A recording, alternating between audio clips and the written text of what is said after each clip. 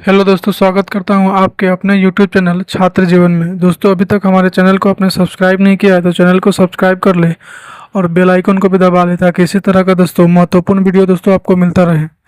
दोस्तों, यह इतिहास का तीसरा लेक्चर है। इससे पहले हमने दो लेक्चर में पाषाण काल और दोस्तों सिंधु घाटी सभ्यता को कवर किया। दोस्तों, अभी तक आपने उसने वीडियो को नहीं देखा है तो जाकर चैनल पर आप उस वीडियो को देख सकते हैं।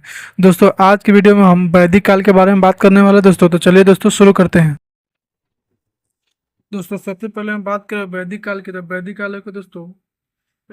काल को दोस्तों हम दो भागों में बांट सकते हैं दोस्तों। पहले को कहते हैं दोस्तों ऋग वैदिक काल, जबकि दूसरे को कहते हैं दोस्तों उत्तर वैदिक काल। दोस्तों, हम ऋग वैदिक काल के बात करें दोस्तों तो इसका जो काल माना जाता है दोस्तों, उसको 1500 ईसा पूर्व से लेकर के 1000 ईसा पूर्व के बीच में माना जाता है। जबकि दोस्तों आप उत्तर वैदिक का बात करेंगे दोस्तों तो इसका काल माना जाता है दोस्तों 1000 ईसा पूर्व से लेकर के 600 ईसा पूर्व के बीच में माना जाता है दोस्तों। फिर दोस्तों हम वेदों की बात करेंगे दोस्तों। तो वेदों की कुल संख्या दोस्तों चार है। वेदों की कुल संख्या कितना है दोस्तों? चार है। और कौन कौन सा है दोस्तों? तो वो हो जाएगा दोस्तों ऋग्वेद, सामवेद, यजुर्वेद और दोस्तों अथर्ववेद। तो वेदों की संख्या कितने हैं दोस्तों? चार। और कौन कौन है दोस्तों? तो ऋग्वेद, यजुर्वेद, सामवेद और अथर्ववेद दोस्तों। ठीक इसी प्रकार दोस्तों बात करें वेदों के संकलन करता यानी इसके जो लेखक हो जाएगा दोस्तों वो हो जाएगा महर्षि वेद व्यास जी। फिर दोस्तों हम बात करेंगे सबसे प्राचीन वेद की। तो दोस्तों सबसे प्राचीन वेद हो जाएगा दोस्तों ऋग्वेद। फिर दोस्तों त्रयवेद की बात करें दोस्तों तो त्रयवेद में दोस्तों शामिल वेद हो जाएंगे दोस्तों, तीन हो जाएंगे। वो कौन कौन से हो जाएंगे दोस्तों? तो आपको याद रखना है दोस्तों, वो हो जाएंगे ऋग्वेद, सामवेद और यजुर्वेद। दोस्तों याद रखिएगा दोस्तों, त्रयवेद में कौन कौन से शामिल है दोस्तों? तो ऋग्वेद, सामवेद और यजुर्वेद। फिर दोस्तों इसी तरह बात करें बोगाजगोई जो है दो अभिलेख में उल्लेखित वैदिक देवताओं को दोस्तों, तो वो हो जाएंगे दोस्तों इंद्र, वरुण, मित्र और नासत्य दोस्तों। फिर दोस्तों हम वैदिक काल के आर्यों की भाषा की बात करें दोस्तों तो वो हो जाएगा दोस्तों संस्कृत। फिर दोस्तों हम ऋग्वैदिक काल में ऋग्वेद की बात करेंगे दोस्तों तो ऋग्वेद में कुल मंडलों की संख्या दोस्तों हो जाएगी 10।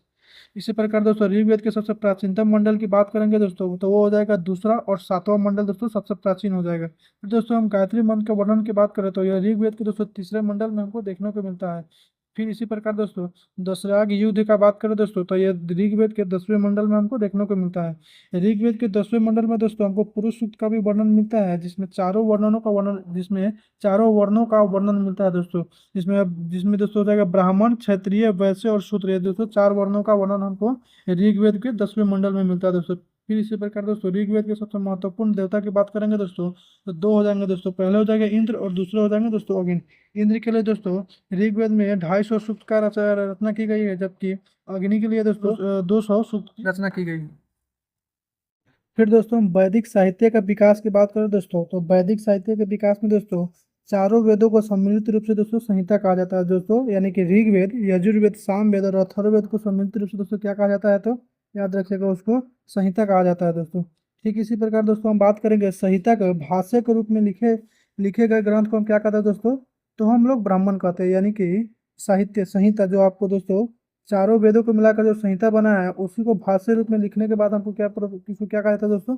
तो ब्राह्मण कहा जाता है दोस्तों। ठीक इसी प्रकार हम बात करेंगे दोस्तों ग्रंथों की। तो ब्राह्मण ग्रंथों के परिशिष्ट जिनकी रचना वनों में की गई उसे किस नाम से जाना जाता है दोस्तों? उसे आरण्यक के नाम से जाना जाता है। किस नाम से जाना जाता है दोस्तों? तो उसको आरण्यक के नाम से जाना जाता है।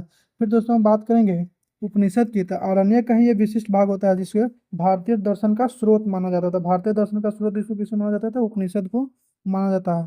फिर दोस्तों हम बात करेंगे मूल वैदिक साहित्यों को समझाने के लिए 6 वेदांगों की रचना की गई थी दोस्तों। वो कौन कौन से हो जाएंगे दोस्तों? तो हो जाएंगे दोस्तों शिक्षा, निरुक्त, कल्प, छंद, व्याकरण और ज्योतिषी। कौन कौन से हो जाएंगे दोस्तों? तो शिक्षा, निरुक्त, कल्प, छंद, व्याकरण और ज्योतिषी दोस्तों, ये 6 वेदांग हो जाएंगे। फिर दोस्तों हम बात करेंगे आश्रम व्यवस्था का दोस्तों।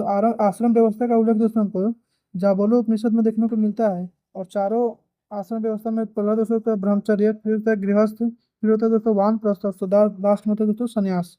तो ऋग्वेद का दोस्तों उपवेद कौन हो जाएगा दोस्तों? तो आयुर्वेद हो जाएगा। तो ऋग्वेद का दोस्तों उपवेद की बात करेंगे तो आयुर्वेद हो जाएगा। इसके उपासक को दोस्तों होता के नाम से जाना जाता है।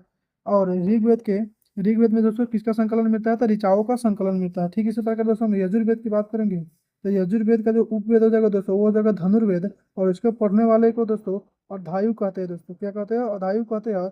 और इसमें क्या दोस्तों देखो, इसमें क्या दोस्तों संकलन है दोस्तों?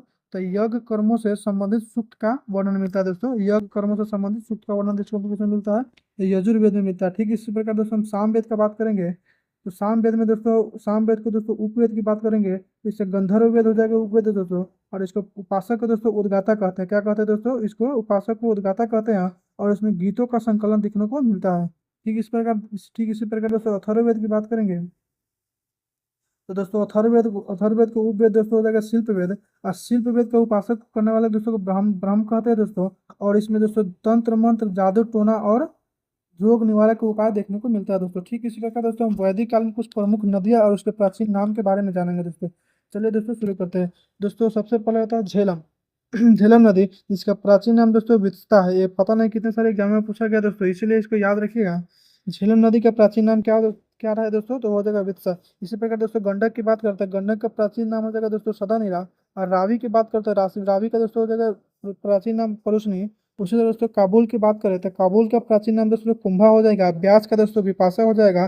गोमल का गोमती, सतलज का सदुत्री और चेनाब का दोस्तों अश्कनी के नाम से जाना जाता है। दोस्तों इसको याद रखिएगा, बहुत ही महत्वपूर्ण है, क्योंकि यही से बहुत सारे एग्जामों में दोस्तों पूछा जाता है। दोस्तों ये वीडियो आपको पसंद आया तो वीडियो को लाइक और चैनल को सब्सक्राइब जरूर करें। धन्यवाद।